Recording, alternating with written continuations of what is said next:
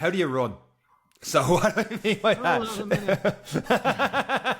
what I mean by that is getting into running gaits and stuff like that. Is there an overemphasis, underemphasis on these things?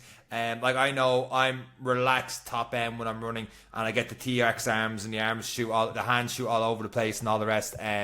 Is there a right and the wrong way to run?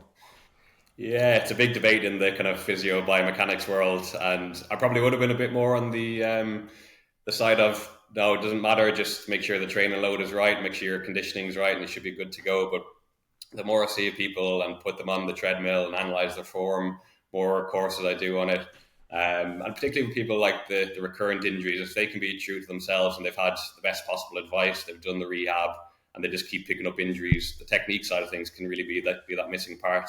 It's not something people often get done as well. Like I only videoed myself on the treadmill a few months ago for the first time, just because I thought I'm doing it for clients, I better do this as well, just to actually get an idea of things. And just because things look maybe a bit off or they don't look like the perfect textbook technique, it wouldn't mean you need to intervene on it. If you looked at some of the top marathon runners in the world, you'll see them doing some funky stuff. But they've got to the top of the game, and you'd be a braver man than me if you went to intervene and try to change their technique.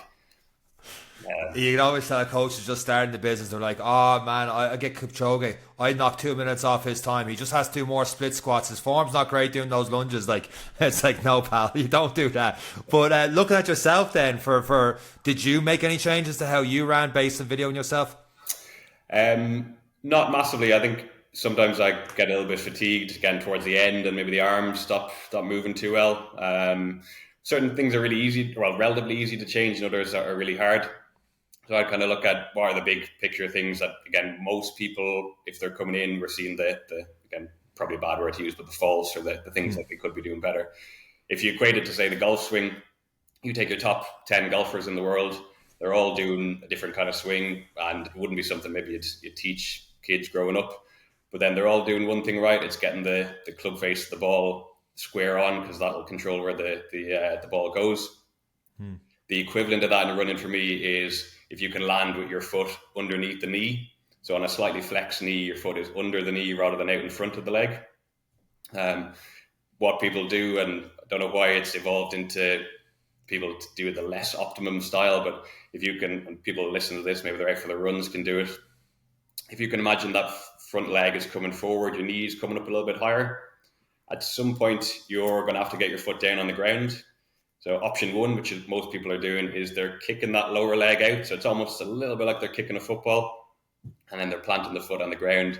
The foot is out in front of the knee. If you look at side on, there's a bit of an angle there, but the knee is quite straight. It's almost like the brakes are being applied every time. It takes a lot of force and effort and energy just to roll over that and bounce onto your next stride. Whereas the more optimal thing would be if that knee is coming forward, just lift it a tiny bit higher, and now there's no way you can kick that leg out, otherwise you're falling flat on your face. The only way that foot's coming down to the ground is the foot dropping vertically down into the ground. Your Achilles is a bit of a spring, and then you bounce straight up again and you're rolling on to your next stride. So if you need people to even just do that one thing, then that's enough.